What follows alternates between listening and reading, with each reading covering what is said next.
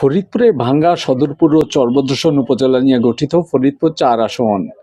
এই আসনটি বরাবরই আওয়ামী লীগের ঘাঁটি হিসেবে পরিচিত। বিগত দিনের নির্বাচনগুলোতে এই আসন থেকে আওয়ামী লীগের প্রার্থীরাই জয়লাভ করে আসছিল। আওয়ামী লীগের সেই ঘাঁটিতে প্রথমবারের মতো ধানের শীষ প্রতীকের বিজয় এনে সবাইকে তাক লাগিয়ে দিয়েছেন কৃষক দলের কেন্দ্রীয় কমিটির সাধারণ সম্পাদক শহীদুল ইসলাম বাবুল। বৃহত্তর ফরিদপুর জেলার ১৫টি সংসদীয় আসনের মধ্যে সবচেয়ে বেশি ভোটের ব্যবধানে বিজয়ী হন শহীদুল ইসলাম বাবুল। বাবুল তার প্রতিদ্বন্দ্বী জামায়াতের প্রার্থীর চেয়ে প্রায় ৫২,০০০ ভোট বেশি পেয়ে নির্বাচিত হন। নিজ জন্মস্থান ফরিদপুর-২ আসন থেকে নির্বাচন করার প্রস্তুতি নিয়েছিলেন শহীদুল ইসলাম বাবুল, কিন্তু দলের চেয়ারম্যান তারেক রহমানের নির্দেশে তাকে ছুটে যেতে হয় ফরিদপুর-৪ আসনের সর্বত্র। আওয়ামী লীগের ঘাঁটিতে বিএনপিকে শক্তিশালী করতে রাত দিন পরিশ্রম করতে থাকেন শহীদুল ইসলাম বাবুল। দীর্ঘদিন ধরে চলতে থাকা দলের গ্রুপিং কোন্দল মিটিয়ে দলকে শক্ত অবস্থানে নিয়ে যান। হ্যামিলনের বাসিওয়ালা হয়ে কাজ করা বাবুলের নেতৃত্বে বিএনপির পতাকাতলে ঐক্যবদ্ধ হতে থাকে এতদা অঞ্চলের হাজারো মানুষ। ফলে অল্প কয়েকদিনের ব্যবধানে উন্নয়ন বঞ্চিত এলাকার মানুষ বিএনপি ও বাবুল ভক্ত হয়ে ওঠেন।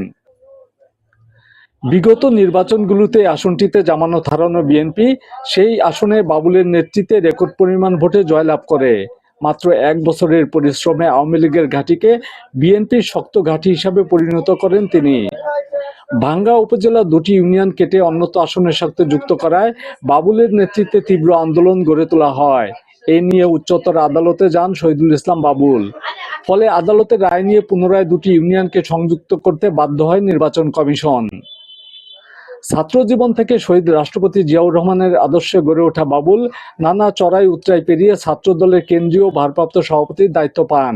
পরে তাকে কৃষক দলের সাধারণ সম্পাদক করা হয়। তারেক রহমানের স্নেহধন্য শহীদুল ইসলাম বাবুল সারা দেশে কৃষক দলকে অনন্য উচ্চতায় নিয়ে যান। বিগত ফ্যাসিস্ট সরকারের আমলে তাকে বারবার কারা নির্যাতন সহ্য করতে হয়েছে, দেয়া হয়েছে শতাধিক মামলা। ছাত্র জনতার আন্দোলনের সময় বুলেটের মুখে দাঁড়িয়ে রাজপথে ছিলেন প্রথম সারিতে। দেশের সর্বোচ্চ বিদ্যাপীঠ ঢাকা বিশ্ববিদ্যালয় থেকে পড়ালেখা করা শহীদুল ইসলাম বাবুল রাজনীতির মাঠে সততা ও পরিচ্ছন্ন রাজনীতিবিদ হিসাবে সকলের কাছে পরিচিতি পেয়েছেন। যেখানে জুলুম, অন্যায়, অত্যাচার, সেখানেই শহীদুল ইসলাম বাবুল দাঁড়িয়েছেন সাধারণ মানুষের পক্ষে। শহীদুল ইসলাম বাবুলের পরিচ্ছন্ন রাজনীতি আর মানুষের পাশে দাঁড়ানোর কারণে লাখো মানুষের ভালোবাসায় প্রথমবারের মতো ভোটে দাঁড়িয়ে বাজিমাত করেন তারেক রহমানের বিশ্বস্ত সিপাহসালার শহীদুল ইসলাম বাবুল। যদিও বাবুলের পথ চলায় ছিল নানামুখী ষড়যন্ত্র, সব ষড়যন্ত্রের জাল ছিন্ন করে শহীদুল ইসলাম বাবুল হয়ে ওঠেন ফরিদপুর-৪ আসনের সর্বস্তরে মানুষের ভরসার আশ্রয়স্থল। সদরপুর, চরভদ্রশন ও ভাঙ্গাবাসী তাদের দীর্ঘদিনের অবহেলার অবসান ঘটাতে বর্তমান মন্ত্রিসভায় শহীদুল ইসলাম বাবুলকে গুরুত্বপূর্ণ পদে দেখতে চান। প্রায় ৫ লাখ ভোটারের আকাঙ্ক্ষা শহীদুল ইসলাম বাবুলের হাত ধরেই উন্নয়নের ধারায় ফিরবে ফরিদপুর-৪ আসনের অবহেলিত মানুষের ভাগ্য। নির্বাচিত হবার পর ফরিদপুর-৪ আসনের সকলকে নিয়ে উন্নয়নের কাজ করতে চান শহীদুল ইসলাম বাবুল। এই ৪ আসন এবং ফরিদপুরের ইতিহাসে একটা অবিস্মরণীয় ঘটনা ঘটে গেছে নীরবে। আপনারা যে ভালোবাসা দিয়েছেন, যেই সমর্থন আমাকে দিয়েছেন, আমার জন্য দোয়া করবেন আমি যেন আপনাদের এই ভালোবাসার মর্যাদা রাখতে পারি। আমার জন্য দোয়া করবেন আমি যাতে হক এবং ইনসাফের সাথে আমার কাজটা করতে পারি। বক্তব্য বেশি নাই। আমি আমার স্রষ্টা রব্বুল আলামিনের কাছে সাহায্য চেয়েছিলাম, তিনি আমাকে সাহায্য করেছেন। আমার দলের ভারপ্রাপ্ত চেয়ারম্যান সারাক্ষণ সার্বক্ষণিকভাবে তিনি আমার পাশে ছিলেন। আমার পরিবার, আমার মা, তার দোয়া সবসময় আমার সাথে ছিল। আমার স্ত্রী, আমার পরিবার এবং সবচাইতে বড় কথা ৪ আসনের আপামর জনতা। এই জনতা যদি আমাকে গ্রহণ না করতো, আমাকে ভালো না বাসতো, তাহলে আমি শহীদুল ইসলাম বাবুল আজকের এই জায়গায় আসতে পারতাম না।